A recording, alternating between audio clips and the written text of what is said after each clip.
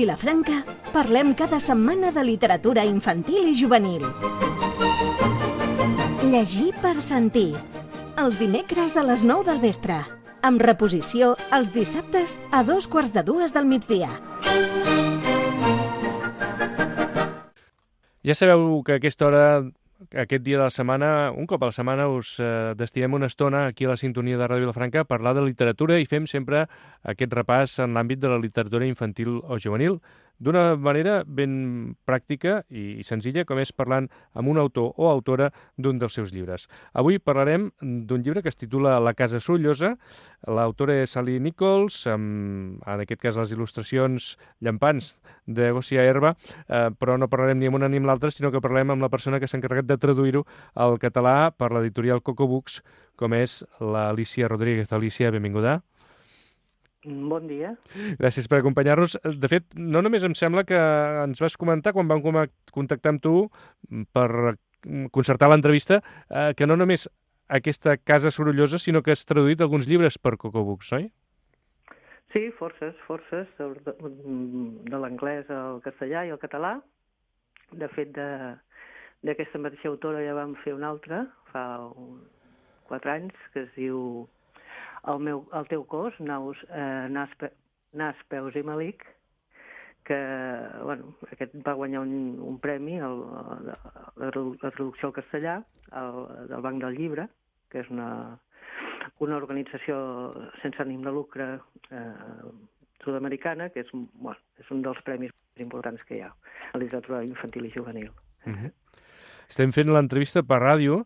Llàstima que no la podem fer per televisió perquè segurament molts detalls del que expliquem ara de la casa sorollosa potser es perdran pel camí, per entendre'ns, no? Perquè encara que el soroll sí que és una cosa clàssica del món de la ràdio, del món de l'oïda, però aquí el soroll no només el posa la història, sinó que el posa la il·lustració, És una il·lustració realment que ens ha sorprès. No sé si et va ser el teu cas, no?, de veure aquestes il·lustracions que realment provoquen fins i tot soroll d'alguna manera o altra. Sí, són molt divertides. És un llibre molt divertit. Són tot de figures estranyes, no? Hi ha figures humanes, animals, però també hi ha unes figures molt estrambòtiques, no? I sí, m'ho vaig passar pipa traduint aquest llibre perquè sí, és molt entretingut, les il·lustracions són precioses, uns colors molt vius, molt originals, i sí, realment és magnífic, sí. I bàsicament el que hem de, diguéssim, convidar els nanos, els lectors, els nens i nenes, a atrevir-se a entrar en una casa on tots són sorolls, Sí. Aquí el repte més important va ser això, no? La traducció de les onomatopeies, que n'hi ha centenars, i trobar també l'equivalent, no? Perquè en anglès es poden escriure o imitar amb un so que no té per què ser el mateix que el castellà o el català. Hi ha moltes que són completament diferents. Llavors és tot un repte, no?, buscar els equivalents, que ja hi ha reculls, trobes reculls amb altres obres o el que sigui, pots trobar uns quants equivalents, però també és una tasca de creació i d'imaginar i reproduir aquell so i imaginar-te com el pots transcriure. Sí. Ara sí que, Alícia, m'ha vingut al cap la imatge teva d'allò d'intentar traduir i anar fent sorolls a casa teva. Sí, com una boja. Corrent per casa i anar fent aquell soroll que com ho podria imitar, no? Com és el soroll, no sé, de qualsevol aparell o d'un avió, no? Un animal. I sí, a vegades els traductors sí són ben bojos, perquè m'ha passat a vegades també, que no té a veure amb aquest, però a vegades buscant una frase, una paraula que sé que existeix i en aquell moment no et surt quan estàs fent la traducció, i m'ha passat a vegades que somiant m'ha vingut al cap. Llavors la feina és intentar estar una mica mig despert i dir, mira de recordar-te el que acabes de somiar perquè és molt important, perquè l'endemà ho has d'escriure, saps? I sí, passen aquestes coses amb la traducció, és un món bastant curiós, sí.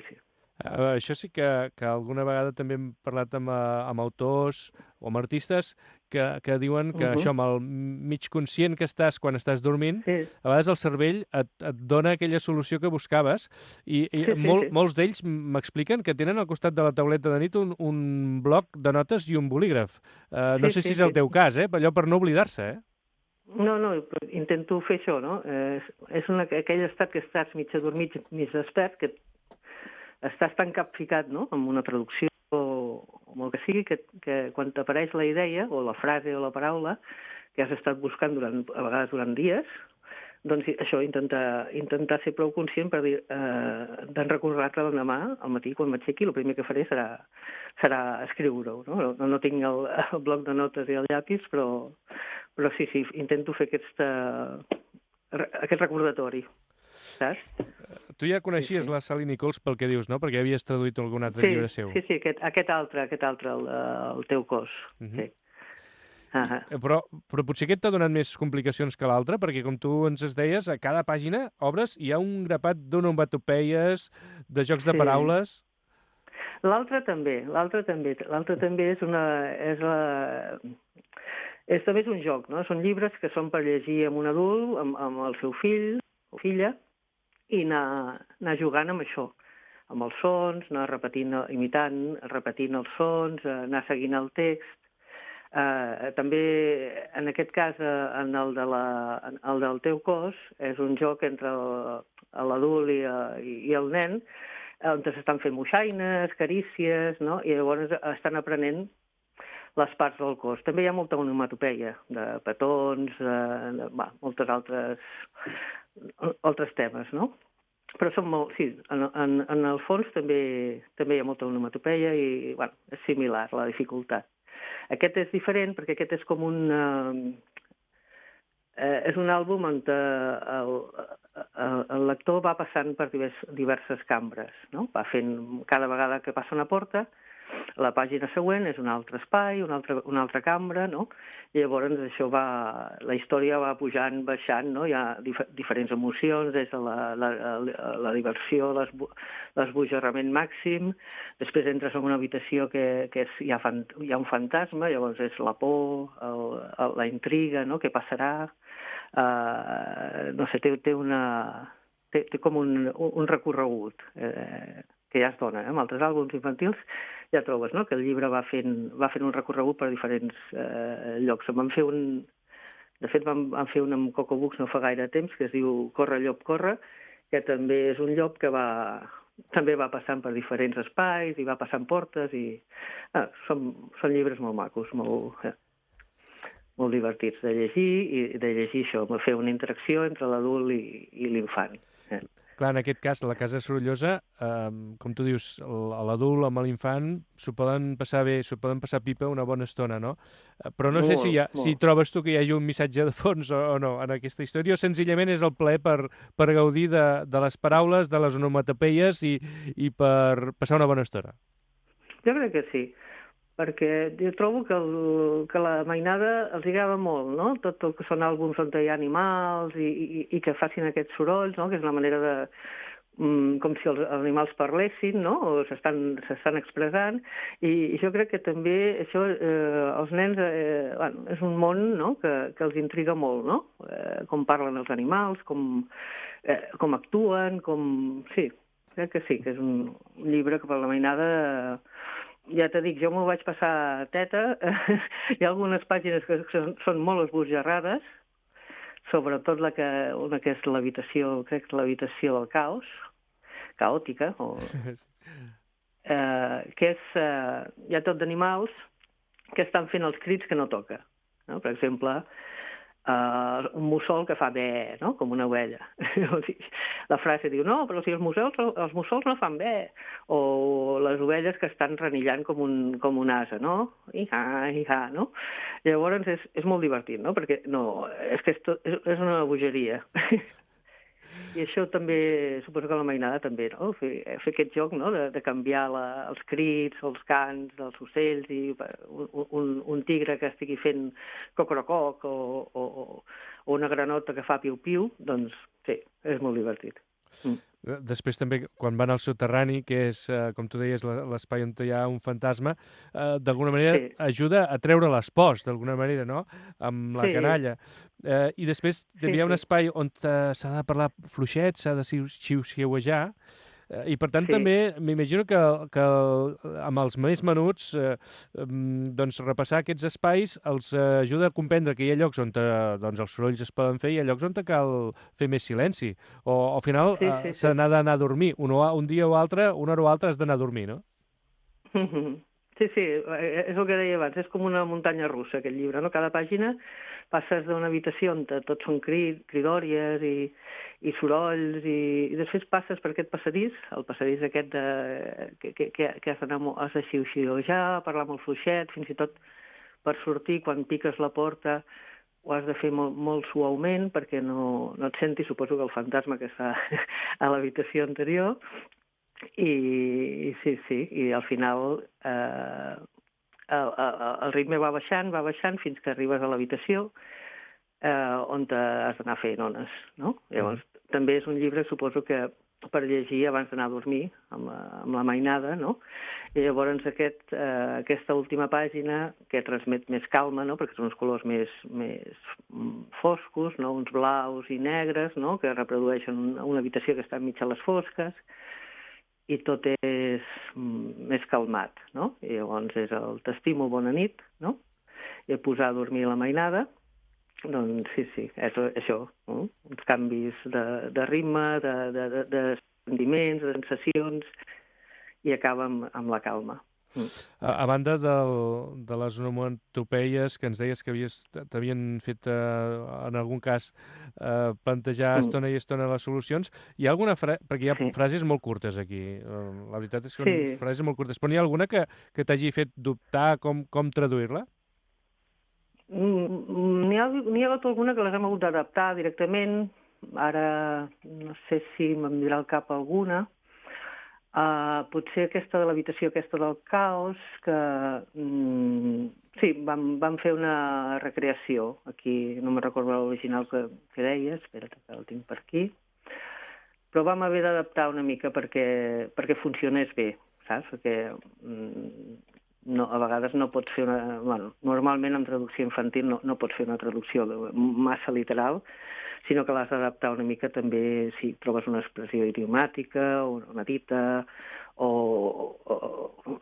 una altra cosa que és molt cultural de la llengua d'origen, i llavors tu has de saber trobar quin equivalent o què podria funcionar en català, no? La llengua que tradueixis. Aviam, aquí... No, és que ara no recordo exactament un exemple d'aquest llibre en concret, però en general és així, has de fer una adaptació. També trobes molt, que jo crec que l'Alma Mariscal ja ho va comentar l'altre dia, vaig sentir l'entrevista que li heu fet, que parla també que hi ha una restricció, no?, a vegades en l'espai de l'àlbum, perquè normalment l'anglès és una llengua més concisa que el català. Llavors, quan fas la traducció, moltes vegades trobes que una mateixa frase en anglès té una quantitat de caràcters que després en català la traducció és molt més llarga. Es multiplica, no? Es multiplica, sí, passa molt sovint. Aleshores, el que has de fer, aquí tens una restricció d'espai i a vegades també del tipus de tipografia o alguna imatge que hi ha al text. Llavors, tot això també és una feina que el traductor ho ha d'adaptar. O sigui, allà hi cap una quantitat de caràcters, doncs llavors la frase que tu tradueixis ha de tenir com a màxim aquest número de caràcters. O si hi ha una figura que després és una lletra de la paraula que segueix, llavors també has de trobar en català la paraula que comenci amb aquella mateixa lletra o que jugui amb aquella lletra, saps? Sí, és molt entretingut. Sí. Hi ha d'haver molta creativitat i molta imaginació per poder traslladar d'una llengua a l'altra, perquè també estàs traslladant una cultura a una altra, saps? Que a vegades són molt diferents, sí. Alicia, tu no només tradueixes literatura infantil i juvenil, m'imagino que fas altres traduccions també, no? Però es pot dir d'alguna manera que t'hi has especialitzat en infantil i juvenil? Sí. realment és el que més faig. Vaig començar la primera traducció, em sembla que vaig fer quan estava fent primer de grau. Vaig fer alguns àlbums infantils i al final he agafat aquest camí, no? Ha sigut que no era el que em pensava jo quan vaig començar a estudiar traducció. A mi m'agrada molt la traducció jurídica, hi ha altres tipus de traducció audiovisual, però al final és la traducció literària infantil la que m'ha trobat a mi. Saps? Al haver començat ja primer de grau a fer traducció infantil, això ha fet que m'hagi anat encaminant cap aquí, saps? I, clar, ara ja em porto moltíssim, poder 60 àlbums. Clar, i requereix una certa especialització, m'imagino, no? Perquè no és el mateix traduir un document oficial que traduir un llibre infantil. Res a veure. Traducció oficial encara en faig, perquè també soc traductora jurada, llavors faig molt aquest tema de traduccions d'expedients acadèmics, tota mena de traducció jurídica, diguéssim, prou. I clar, no té absolutament res a veure. Allà és la fidelitat absoluta a la traducció. No pots moure d'allà, no hi ha creativitat, no hi ha cap mena d'adaptació, no hi ha res. És molt, molt, molt, molt literal, la traducció. No hi ha onomatopeies, eh? No hi ha onomatopeies, tampoc. No, ni una. En canvi, l'altra, la infantil, és la disbauxa. Perquè tu pots passar molt bé, molt bé. I a part, amb la Mònica Carulla sempre treballem molt braç a braç, diguéssim, no? Perquè ella fa moltes propostes i discutim també, això, quedaria millor aquesta frase, quedaria millor això, allò, saps? I també és una feina molt, molt interactiva, també, entre l'editorial i el traductor. Trobo que hi ha molt de contacte, molt de... Com bé tu devies passar traduint La casa sorollosa, com ja hem comentat abans, publicada per Coco Books, aquest àlbum il·lustrat de Sally Nichols i Gosia Herba, i que ha traduït l'Alícia Rodríguez. Alícia, gràcies per acompanyar-nos en el programa d'avui. De res, a vosaltres. Que vagi bé, adéu-siau. Gràcies, adéu.